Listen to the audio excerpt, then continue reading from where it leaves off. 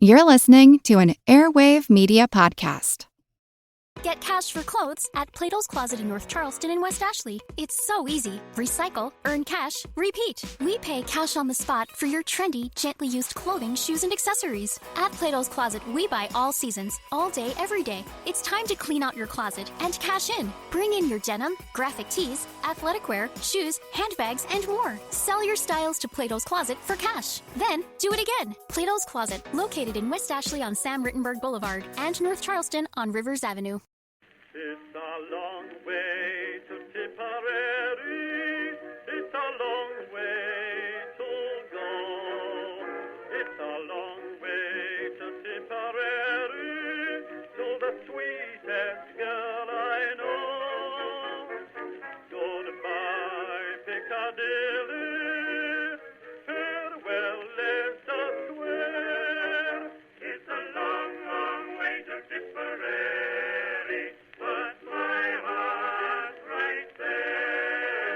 Hello everyone, and welcome to History of the Great War episode 193, A Kingdom for the Serbs, Croatians, and Slovenes. This week, a big thank you goes out to Nick, Matthew, and Mark for their support on Patreon.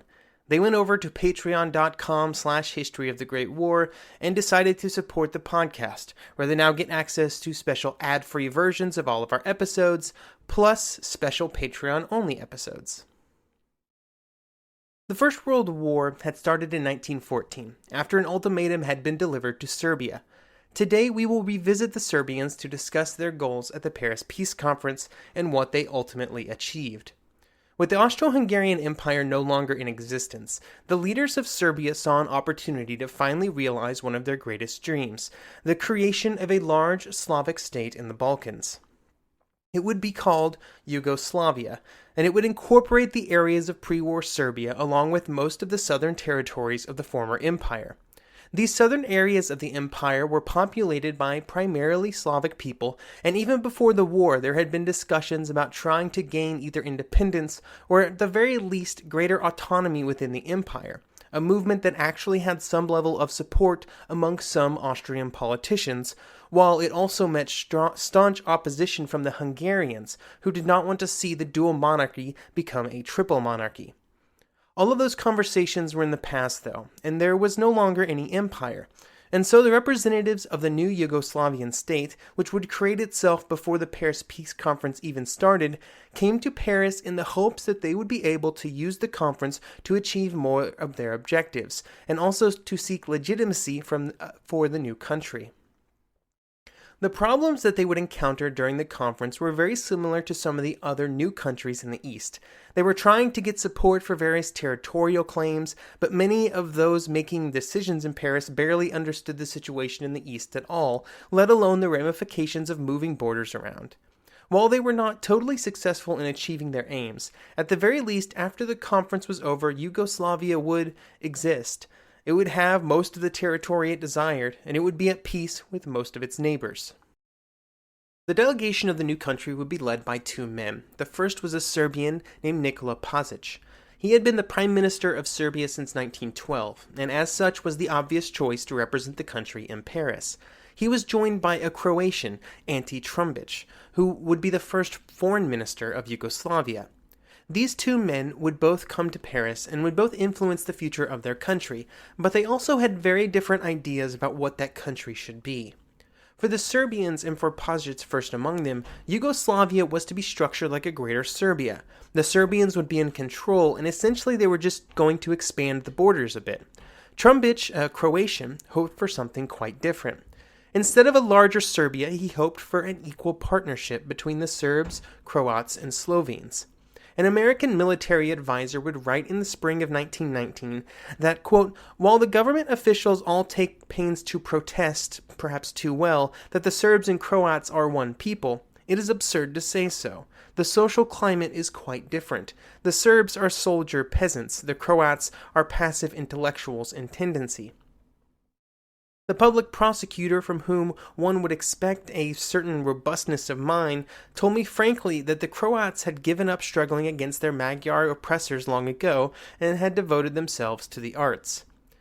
A Serbian official would complain to a British visitor that, quote, "For the Serbs, everything is simple. For the Croats, everything is complicated." These are just a few examples of how both the Serbs and Croats saw each other and how outside parties saw them. Both groups had important disagreements with each other, and in many ways they would never really reconcile, although at Paris in the years after the war, they were perhaps at their most unified. Even though they would never fully come together, it was not for lack of trying, because attempts to unify their viewpoints began before the end of the war, in July 1918. It was in July that Pašić and Trumbić would meet on Corfu, a location required by the fact that Serbia was still occupied by the Austro-Hungarian army, and so the Serbian government was in exile. The two men agreed on the basic premise of the creation of Yugoslavia, which would be a large country with the King of Serbia as its official ruler. However, they did not really get into any of the details of exactly what this union would look like. They instead just agreed on the big picture, with detailed decisions being left for later. It should be noted that Trumbić and the Slovenes and Croats and Bosnians and all of these other minorities fully realized that joining into a country that would always have a majority Serbian population could be problematic, but they also felt that they did not have much of a choice to do anything else.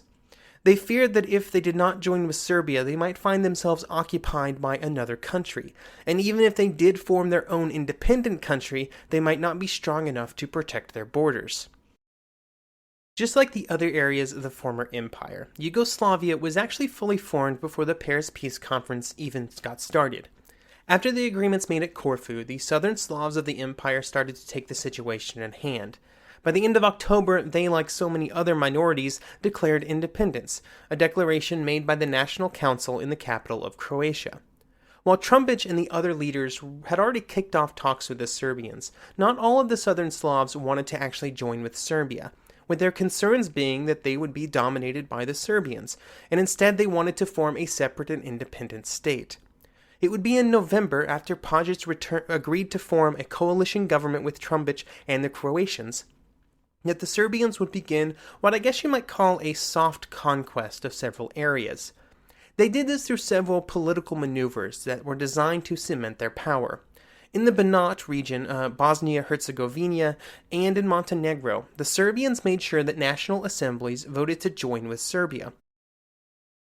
In Montenegro, these efforts were not even hidden, and instead the vote was held with Serbian soldiers at the doors.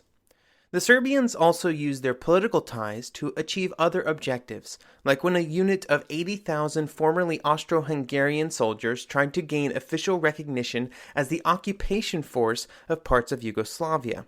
When this happened, Pašić made sure that this recognition was not given, because he wanted to make sure that the Serbian army was the only recognized military force in the region.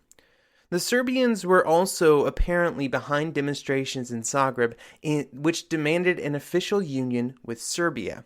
This then led to a vote in the National Council, which voted to ask Serbia for a union on November 25th. Then on December 1st, Prince Alexander of Serbia proclaimed himself the leader of the Kingdom of the Serbs, Croats, and Slovenes, a kingdom that is more commonly known as Yugoslavia. Even at this point, the exact details of the new kingdom were not decided, and still the various groups had very different views about the new country. The delegation that would be sent to Paris for Yugoslavia was just as diverse as the country itself. Most importantly, they represented two very different concerns about the future of the country. For those in the West, like the Croatians and Slovenes, their greatest concern was the Italians. They were deeply concerned about Italian encroachment on their lands, or at least lands that they considered their own, while at the same time being concerned about other Croatians and Slovenes being put under Italian control. They also wanted to make sure that as much of the old Austro-Hungarian infrastructure, like railways and ports, stayed within Yugoslavia. One of these ports would be Fiume, which we discussed a few episodes ago. The Serbians, on the other hand, were far more concerned with the borders to the east and to the north. Both sides would have gladly traded away territory on the other side of the country if it meant that their own requests were granted. The Serbians would eventually do this when trying to settle disputes with Italy, which the Slovenes would not be happy about. One of the interesting facts about the Serbians and Croatians is that they spoke almost the same language. There were a few differences, but they were very close, but they were written in totally different alphabets. The Serbians were written in Cyrillic, while the Croatians was written in the Latin alphabet. This was caused by how the influence between East and West had ended up falling out in the centuries before the First World War. Now, this did not cause too many problems during the war or after, but I think it's a pretty interesting fact nonetheless. When the delegation arrived in Paris, the political moves were already underway. They hoped for at least 3, maybe even 4 votes in the Conference Assembly, which put them on par with Romania, Belgium, and Greece. However, when somebody finally ran the numbers on the planned allocations, they realized that this would create a very large assembly, and so the Supreme Council decided that the smaller countries should only be given 2 seats each. When Wilson then proceeded to announce that Brazil, yes, that country which was halfway around the world and barely did anything for the war, was going to get 3 votes, there was basically a riot among the smaller nations of Europe. Eventually, after official protests from the Yugoslavs and Belgians, and even the threat of a Belgian walkout, both countries regained their 3 votes. However, it was not 3 votes for Yugoslavia, or for the Kingdom of the Serbs, Croats, and Slovenes, but instead 3 votes for the Kingdom of Serbia.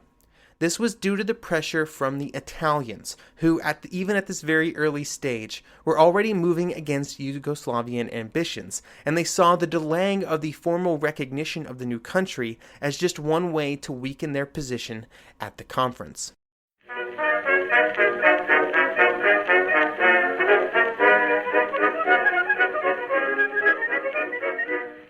The one truth about human history is that change is inevitable.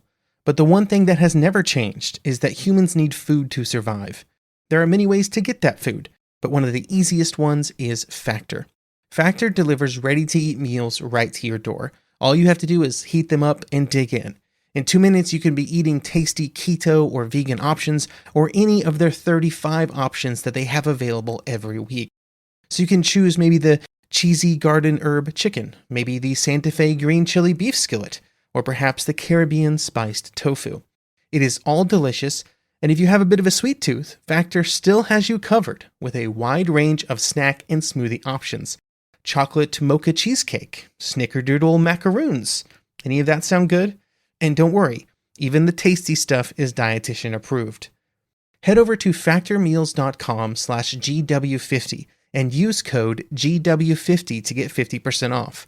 That's code GW50 at factormeals.com/GW50 to get 50% off. The regular season is heating up. New stars are emerging, and that means more opportunities to win up to 25 times your cash on Prize Picks, the most exciting way to play daily fantasy sports. Just select 2 or more players, pick more or less on their projection on a wide variety of stats, and place your entry. It's that easy. Let it fly to turn $10 into $250 with just a few taps. Easy gameplay, quick withdrawals, and injury insurance on your picks are what make Prize Picks the #1 daily fantasy sports app. Watch your favorite players and get paid doing it this basketball season. See your entries make progress during the game or make new entries for the second half and the fourth quarter. 3-pointers, assists, rebounds, and everything in between are yours for the taking. Join the Prize Picks community of more than 7 million players who have already signed up. Right now, Prize Picks will match your first deposit of up to $100. Just download the Prize Picks app and use code GET100. That's code GET100 on Prize Picks for a first deposit match of up to $100. Prize Picks. Pick more, pick less. It's that easy.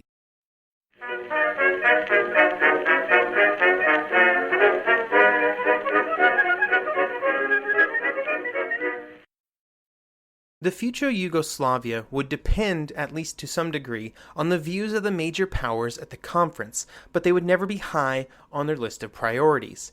This was not just a problem for Yugoslavia, but also many of the other countries of Eastern Europe that grew out of the remnants of Austria-Hungary. While the country existed on the ground, it did not have any official recognition from other governments, and in fact, the only agreement about the territory with Yugoslavia came from the Treaty of London with the Italians, which had bargained away chunks of Slovenia to the Italians to bring them into the war back in 1915. Speaking of the Italians, they did not want Yugoslavia to exist at all, and early in the conference they would be able to influence Britain and France to try and make this desire a fact. The British were mostly indifferent about what would happen in the Balkans. They just didn't care that much. They certainly were not going to get militarily involved or economically involved, and they were not going to make concessions anywhere else to change the situation in the region. The French were slightly more involved. They did want to create a strong Yugoslavia that could ally itself with France and other countries in the east in an alliance against Germany. But when it came down to details, they were pretty non-committal. Knowledge was also very poor about the region. In his first meeting with Pajic, Lloyd George would even ask if the Serbs and Croats spoke the same language. About the only guiding principle for the British and French was their general desire to see loyal allies rewarded, which would look good for them. But this did not really translate into anything concrete, more just a general feeling. It was really only the Americans that had a strong view on what the Balkans should look like, but this was rooted more in the principles and ideas of self-determinism rather than actual physical and geographical details.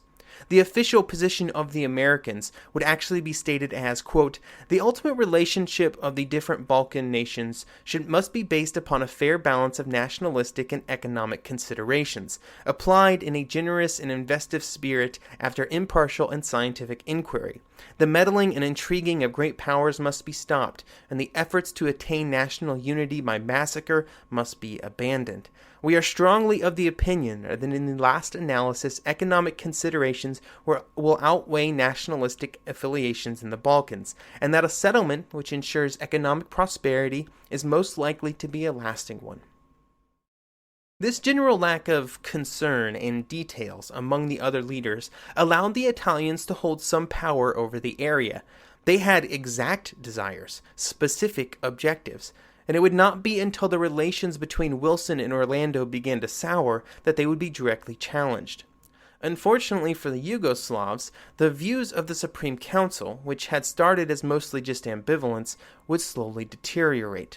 This was due at least in part to the fact that Yugoslavia had territorial disagreements with so many other countries: Italy, Hungary, Romania, Bulgaria, Albania, and Greece. None of the borders were firmly established, and so their constant role in clashes with other countries began to degrade their standing in the eyes of the Supreme Council.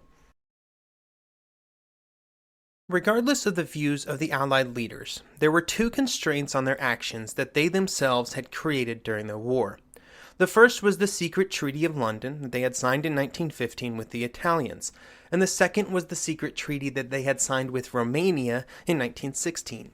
The Yugoslavs did not know of the existence of these treaties when they arrived at the conference, although they rapidly found out that they would have a long road in front of them if they hoped to successfully fight back against them.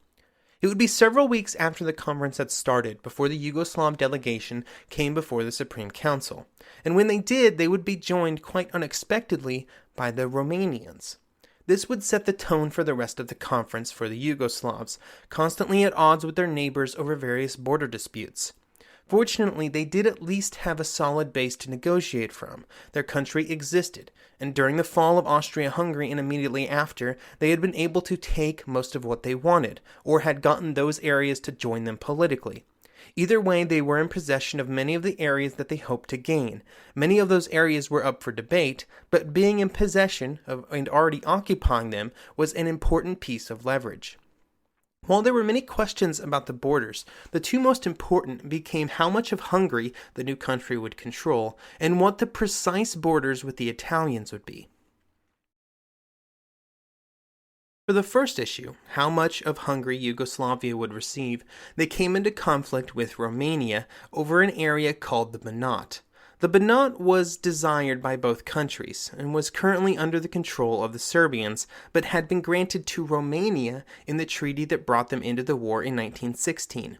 Eventually, and after many discussions, the conference would draw a line that did its best to separate the Romanians and the Serbians in the Banat between the two countries, although very little thought was given to the large numbers of other ethnicities. This was kind of a textbook example of how many people thought the conference should work, delicately finding the best possible, although not perfect, border between two countries. On the other end of the spectrum was the Italian border. We discussed the actions of the Italians a few episodes ago, and it would be the arguments of the border with Yugoslavia that would cause the Italians to briefly leave the conference altogether. This step from the Italians was important because it allowed the other countries to provide formal recognition to the kingdom of Serbs, Croats, and Slovenes, a recognition that the Italians had been blocking for the entire conference.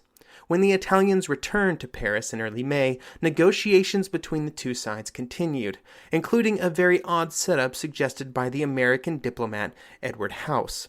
House's recommendation was that the Yugoslavs and the Italians should be set up in two different rooms, and then the Americans could act as a go-between in the middle.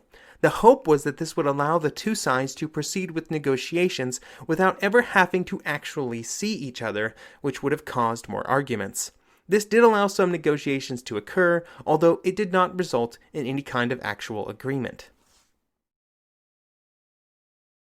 Back in Yugoslavia, the Italians were doing their very best to undermine the government of the new country. Hundreds of Italian agents worked their way through the country sowing internal discord. Their goal was to use money to pay off individuals and organizations, newspapers, the clergy, government officials, really anybody who had any power within the country. They wanted them to be on the Italian payroll. One American, Lieutenant King, would say that, quote, "The Italians are choking Croatia by their occupation of Fiume and are doing everything to cause discontent and trouble, both there and in Slovenia. They are determined to break up Yugoslavia if they can." While this did cause some problems for the Yugoslavs when it came to support within the country, it would not cause enough problems to prevent the country from continuing to exist and continuing to push for its objectives in Paris. Part of the reason for this was the relative strength of the Yugoslavian military. It was certainly no slouch, and it was able to use its strengths to occupy some other border areas while other countries like the Poles or Czechs were busy elsewhere. In many cases, the conference would then be forced to recognize these occupations, like in the Banat. With so many items undecided, it would be years before all of Yugoslavia's borders would be settled. They would reject the official treaty with Austria-Hungary, refusing to sign it due to some provisions that provided, in the minds of the Yugoslavian government and especially the Serbians, too many rights for minorities. The border issues would have to be solved one nation at a time. On June 4, 1920, a treaty would be signed with Hungary, and in November 1920 with Italy. The Italian treaty would be important because it provided official recognition from the Italians for Yugoslavia and settled the borders, at least for the time being. However, it also sowed the seeds that would later be harvested by the Italians under Mussolini, which would result in the occupation of Fiume just a few years later. By the end of 1920, the borders of Yugoslavia were mostly settled, and within the new country there were more than 2 million non-Slavic people, with 250,000 Romanians and 500,000 Hungarians and Germans included in that number. Even within the country and among the Slavs themselves, everything was not exactly sunshine and roses. Many of the Croatian and Slovenian parties, seeing the Serbian-dominated parliament, refused to take their seats in the new government. The government would then brutally oppress the Macedonians and the Bosnian Muslims and many other ethnic minorities. This meant that when the Second World War began, instead of a unified parliamentary democracy, Yugoslavia would be led by a Serbian monarchy. This legacy of instability would continue until the end of the 20th century, and really even until today. Thank you for listening, and I hope you will join me next episode as we continue our story about Eastern Europe after the war, as we touch on several other countries in the region.